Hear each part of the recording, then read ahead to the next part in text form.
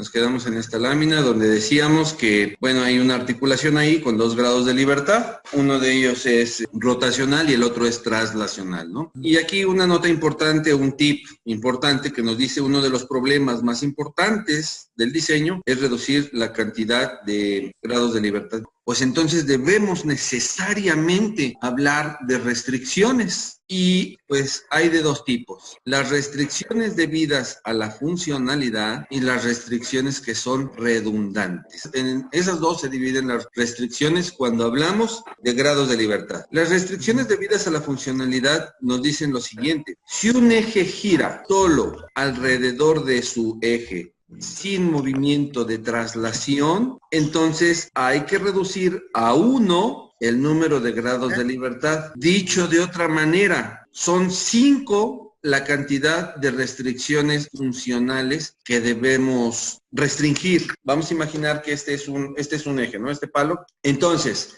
si este está girando de esta manera, ¿cuántos grados de libertad tiene? Pues 1 de rotación. Entonces, ¿cuáles son las restricciones? Las restricciones es hacer un mecanismo que impida a este eje a moverse así. Una segunda restricción sería impedir que el eje se mueva así, ¿verdad? Y otra restricción sería que el eje se mueva así, ¿no? Hacia ustedes. Entonces estoy restringiendo las 3 grados de libertad de traslación, porque yo solamente quiero que gire, que no se traslade. Entonces ya estoy restringiendo 3. También entonces tendría que restringir 2 grados de libertad de rotación. ¿Cuáles son? Pues tendría que restringir este movimiento, ¿no? O sea, que girara sobre el eje Y. Tendría que restringir a phi, al ángulo phi. Y finalmente tengo que restringir el otro movimiento, que sería este, ¿no? Que gire sobre el eje Z. O sea, restringir a psi, al ángulo psi. Y entonces únicamente me quedo con un grado de libertad que sería el ángulo de teta. Bueno, hemos hablado de grados de libertad, hemos hablado de restricciones. ¿Cómo logro para impedir que este eje tenga solo un grado de libertad? O sea, 5 movimientos los estoy restringiendo. Bueno, ya deben de empezar a sospechar, pues que eso lo puedo lograr con unos cojinetes, ¿no? Como se muestra ahorita aquí en esta figura, mira, ahí está el eje, hay 2 chumaceras, esas 2 chumaceras impiden los 5 grados de libertad de los cuales hablé y solamente giraría en un solo eje, ¿no? Noten aquí que hay un prisionerito aquí hay otro prisionero, que lo que hacen es de que el eje pues no se mueva hacia acá, ¿no? No se vaya a salir.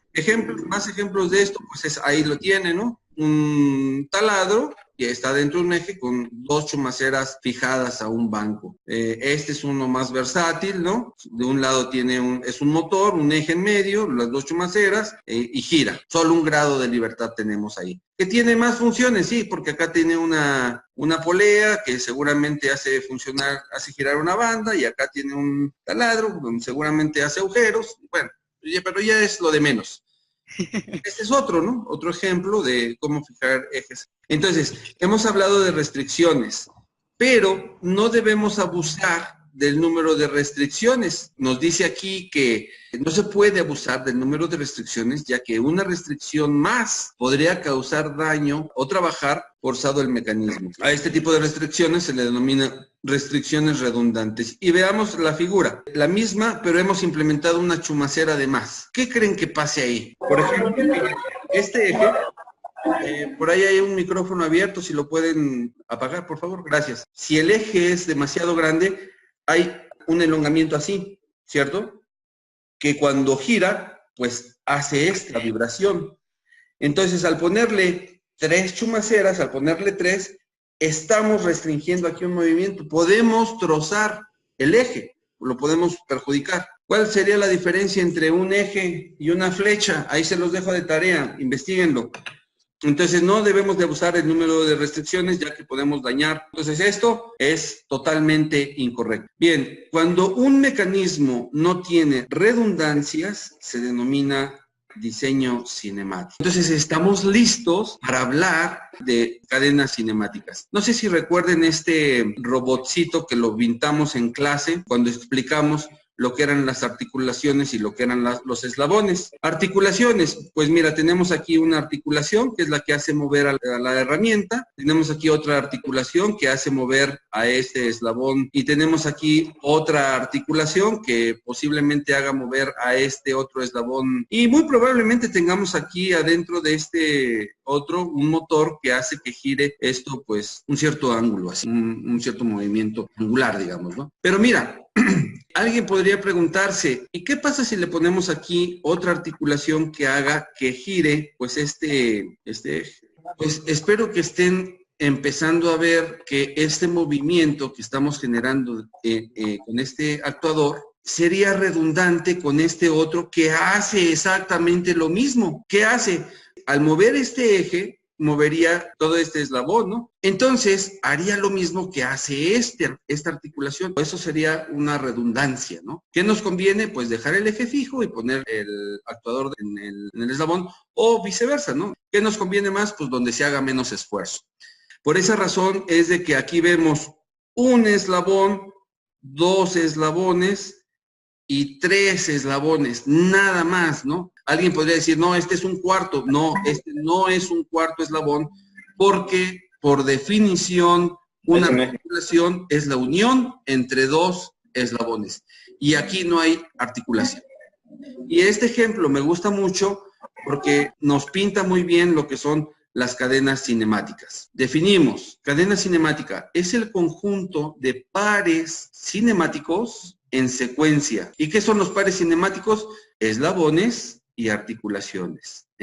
Y nos dice aquí, es el conjunto de esos pares, o sea, el conjunto de eslabones y articulaciones en secuencia, como lo tenemos aquí en el robot este que estamos viendo, que producen movimiento relativo entre ellos. Miren, el eslabón 1 tiene movimiento relativo con el eslabón 2. ¿Quién hace ese movimiento? Pues esta articulación. Pero el eslabón 2 con el eslabón 3 también es un par cinemático porque aquí los une una articulación. Mira, aquí está. Bien, pues esa es la definición entonces de cadena cinemática. Esta es una cadena cinemática porque es un conjunto de eslabones y articulaciones que producen movimiento entre ellos. Y un tip dice, producen un movimiento de salida en función de un control de movimiento de entrada. Pues claro, porque si no, ¿para qué queremos los movimientos relativos? No nos sirven de nada. Nosotros queremos que una cadena cinemática produzca un movimiento en su salida, ¿no? En este caso, las articulaciones las voy a dibujar con una ruedita y los eslabones los voy a dibujar con una línea. Eso es para hacer más sencillo el análisis de las cadenas cinemáticas y no estar dibujando cada vez